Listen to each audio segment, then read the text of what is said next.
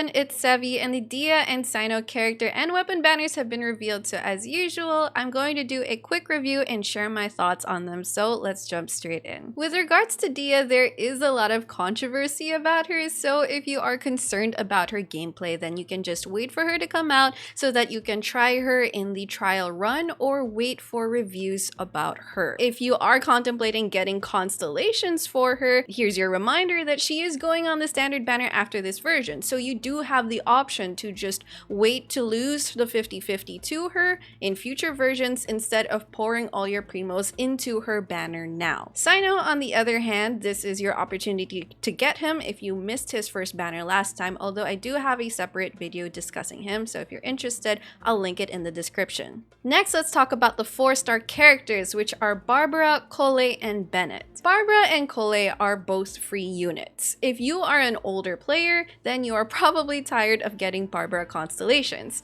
Collei, on the other hand, she is relatively new, so maybe you wouldn't mind getting constellations of her, especially since she hasn't been rated up again since her first appearance with Tignari. If she is your only other Dendro aside from DMC, then there is some value to, getting constellations of her, pulling her, building her, and all that. However, since Yao Yao came out, and because there was an opportunity to get her for free from the Lantern Rite 4-star selector that many older players took advantage of, Yao Yao has pretty much overtaken Collei in terms of team and role value. So if you already have Yao Yao, there is much less incentive to actually build and invest in Collei. The third 4-star Bennett, he is always a good character to have, get constellations for, build, but if you are an older player, you probably have high cons of him already, and his low constellations are already really good anyways, and he is obtainable from the Star Glitter shop.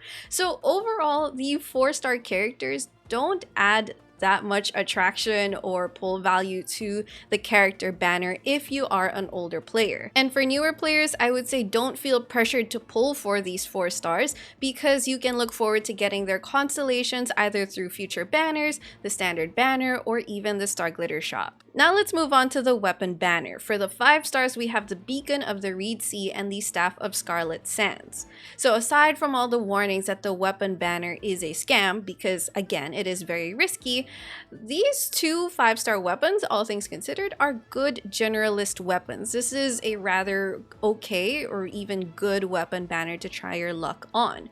The Beacon of the Reed Sea is our first crit rate 5-star claymore. It offers both crit rate from the substat and then attack percent from its passive. Yeah, you get extra HP if you're going shieldless as well, but what's more important is really the crit rate and the attack. So that being said, it's a welcome addition to our roster of 5-star claymores. It has a good balance of stats, and I will have a future video on it, as well as on the free event weapon that is coming out. But generally, it looks like a good weapon for attack scaling DPS claymore users. Now, the Staff of Scarlet Sands, this is our second time seeing it on the weapon banner, and aside from it being the best in slot for Cyno, it's also very, very good on other polearm DPS characters that like to build EM.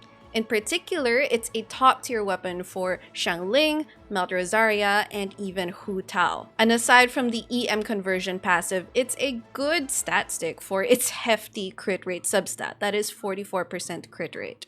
So objectively, again, these 2 weapons, they are good generalist weapons that add horizontal account value. Since they are transferable, they are good on at least several units for each of their weapon type. Of course, it is totally up to you if that is worth risking your primos on. Now for the 4-star weapons, we have the Alley Flash, Alley Hunter, Dragon's Bane, Eye of Perception, and Sacrificial Greatsword. Out of these 4 stars, the most prominent one is the Dragon's Bane, which can work as a consolation prize for Staff of Scarlet Sands.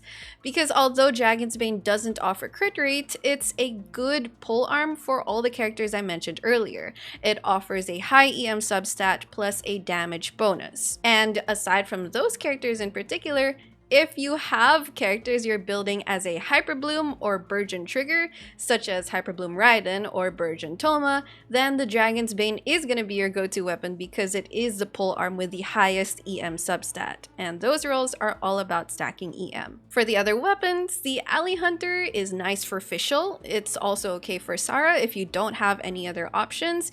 There's the Alley Flash, which can be used for Bennett as an attack stick to maximize his attack buff, but it's overall not a highly desired weapon. And then the Eye of Perception and Sacrificial Greatsword, they're pretty meh. Like, they can be used on characters, of course, but they're overall not a highly recommended choice for anyone in particular. And those are my thoughts on the character and weapon banners. I would love to know yours down in the comments, and if you enjoyed this video or if this video helped you out, don't forget to leave a like, consider subscribing to my channel if you haven't already, and I will see you all soon.